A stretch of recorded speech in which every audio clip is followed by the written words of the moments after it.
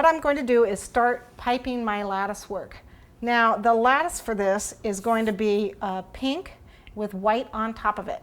So I'm going to make up some more pink for my icing, and I'm going to use a tip 2 to start my lattice. For the top here, though, I need to mark this also in 12ths. And usually what you do is you'll take a piece of paper. A lot of times they use adding machine tape because it measures nice and straight. And I can see that 12th mark right there. And you can take the machine tape and you can just go right up. And it goes up, you know, nice and straight. Don't go at an angle, go up straight. You can actually even do it like that. And you can mark your cake up here in 12ths also. We're going to use that to help us divide the cake up so that we can do the 1-inch puffs all the way around and do the rings. So let me go ahead and, again, don't mark on your cake with a pencil. You can use your icing bag and mark it with the icing, which I've done before, or you can mark it with, okay, there's a 12th, there's a 12th. Okay, so you can see, and I would divide that evenly. So what I'm going to do is measure across from there to there. Try and get it even. And then I'm going to divide that up into 3s like I did before.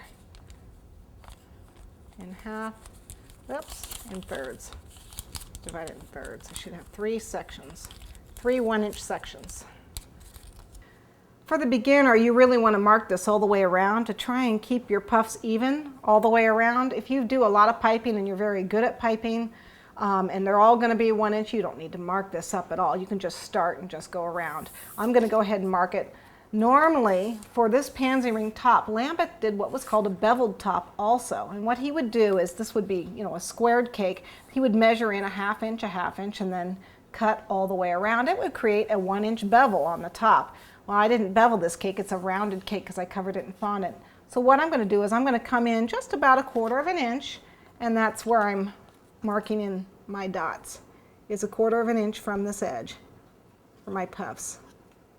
Because again, normally he would have beveled this top edge and done the puffs that way. And that way the rings kind of slant out a little bit. Mine are going to stand up more. Okay, so as you can see, I'm marking all the way around with the dots so I can see how my 1-inch puffs should line up. Let me finish that. Okay, I've got tip number 2 in my bag, and what I'm going to do is going to go ahead and see where my dot is, my divider on top.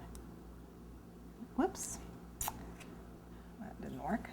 You want to touch, lift, and come down. Lay the line right there at the bottom, right where this dot is. And you want to go ahead and go to the next one.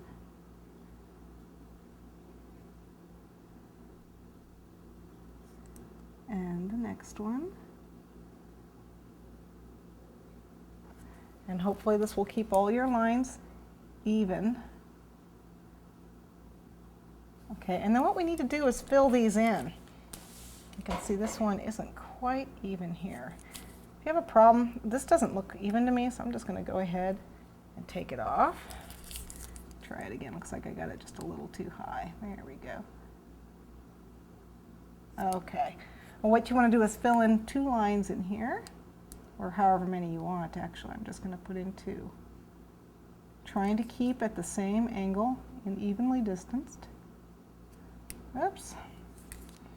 Don't worry about that.